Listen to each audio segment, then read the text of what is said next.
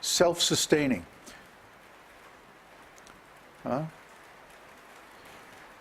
We don't want to be reliant on the big corporations and the government anymore, because we can't trust them. They are steadily reducing the quality of the water, the quality of the air, the quality of the food. Everything they're reducing.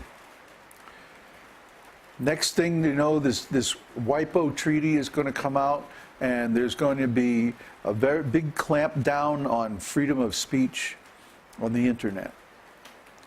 So soon, we don't know. We might not be able to get through anymore. We have to give the knowledge now, all of it. You have to take that knowledge now.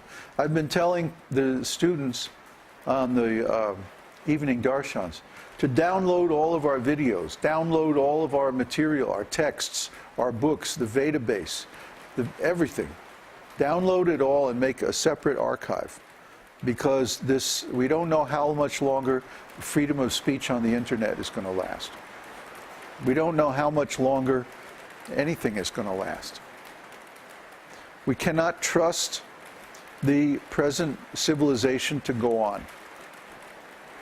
We can't trust it that it's going to work. We have to make our own arrangement, take our own responsibility for our welfare. It's not up to them anymore, it's up to us. And if we don't take care of it, it's not going to be taken care of. And if we don't do it, it's not going to get done. If we don't have adequate access to fresh water and good food, then it's not going to be there for us. We're going to starve. Try to understand. These things are like a year or 2 years away at the absolute most. Depends on where you are. When civilizations fall, they don't fall all at once. They fall into little pieces. They fragment. Right now, there's this global culture that's more or less coherent. Everywhere you go, there's a McDonald's. Everywhere you go, you know, there's a Walmart. But these things are going to fail one by one. Cities are going to break off. They're already talking about bulldozing whole sections of Detroit. They're talking about downsizing the cities. Where are the people who lose their homes going to live? Nobody knows. You see, it's up to you to take care of that. It's up to you to take care of yourself and the people that you care about. And there's safety in numbers. There's security in a community. You see? If you're alone, if you're in a nuclear family situation, you're doomed. You're not going to make it. I've been telling these things now for years. And nobody's listening. Well, you better start listening, because the time is almost here when you're going to have to follow this advice, or you're not going to make it. This is just plain good advice. It's always a good idea to be self-reliant. It's never a good idea to place your trust in big organizations whose only motive is profit, because they will screw you. They'll cheat you just to get their profit.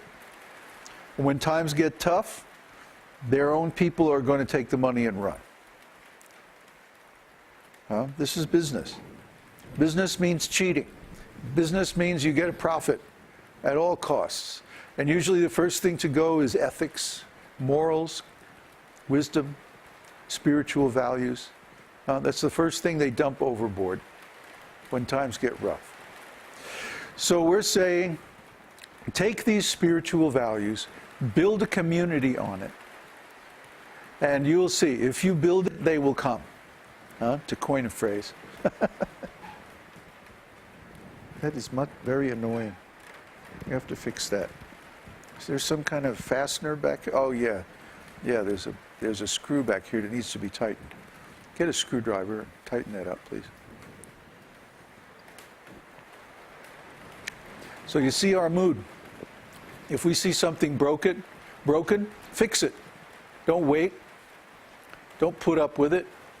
People are putting up with bad water full of fluoride and all kinds of garbage. We get our water right from a mountain stream. There's no additives. There's no chlorine, no fluorine, no nothing. It's pure. That's real water. You see? So we're not drugged out here. We're sober.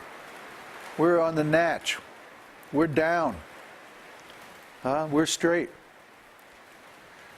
So you have to get a well. You have to get access to real water. You have to start a food bank or some kind of food supply that you can rely on. You need at least a year or maybe 2 years of food supplies like flour, grain, rice. Yeah, that's good. Thank you. You can make ghee from butter, and that'll last forever. You get grain, and the way you do it is you pack it in carbon dioxide. You get those 5-gallon buckets that they use it for restaurant supplies. You can get them at the hardware store, and you get organic grain in big bags, and then you put it in those 5-gallon containers almost up to the top. You leave about an inch on the top, and then you get some dry ice. Dry ice is solid carbon dioxide. You get a cooler, insulated cooler, and you go down to the restaurant supply place, and you get some dry ice. Put it in the cooler, take it home, take a piece of paper and put it on top of the grain, and put a piece of dry ice on the top, and then put the cover on the bucket loosely. And what happens is, as the dry ice vaporizes, it doesn't melt, it vaporizes. It's heavier than air, and it's also cold. So it will go down, it'll sink down to the bottom of the container and push all the air out of the top. And then you have a container full of carbon dioxide, you see? So you wait an hour or so until all of the dry ice is melted, and then you seal the top. Those containers, plastic containers, have a rubber grommet around the top that seals it hermetically. That grain will stay good for like 5 or 10 years. That's how they store grain in commercial silos. The natural process of fermentation of the grain produces carbon dioxide. You ever seen those harvest store silos? The best silos in the business. That's the way they work. Natural fermentation of the grain produces carbon dioxide, which stops all of the pests and stuff like that. They all need oxygen. Even mold, mildew, any kind of insects, they all require oxygen. So they just let the thing fill up with carbon dioxide, and then it'll keep for years and years and years. So that's how you store grain. And you make ghee. We have a video on making ghee. You should make like gallons of ghee and just put it in big plastic containers and store it. Yeah, it's expensive, but there's going to be a time when you won't be able to get milk products at any price.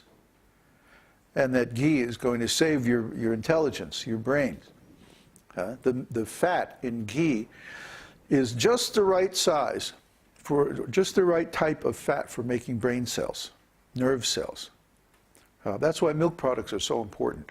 People who drink milk every day, people who take other milk products like cheese, and especially ghee is the best.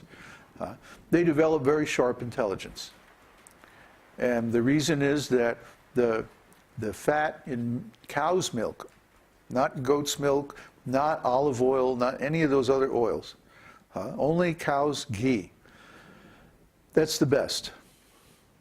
So put up a supply of food, spend all your extra spare money, get your money out of the bank. Don't keep your money in the bank. The banks are going to fail. The dollar is going to go down. The dollar right now in the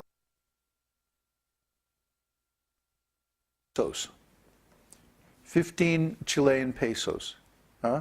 You see the graph, it goes, yeah, in the last 2 days. Huh? So, you know, we foretold this.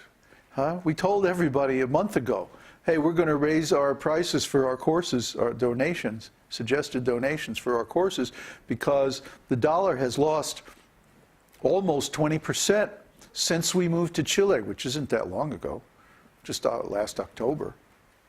Huh? It's lost 20% of its value in Chilean pesos. And if you look at other currencies, you'll see about the same story. So the dollar is going down. Huh? You don't see that on the news, do you? Guess what? They don't want you to know. The dollar is going down, and it's going to go down more and more and more and more. Because everybody knows the U.S. was the cause of the global meltdown.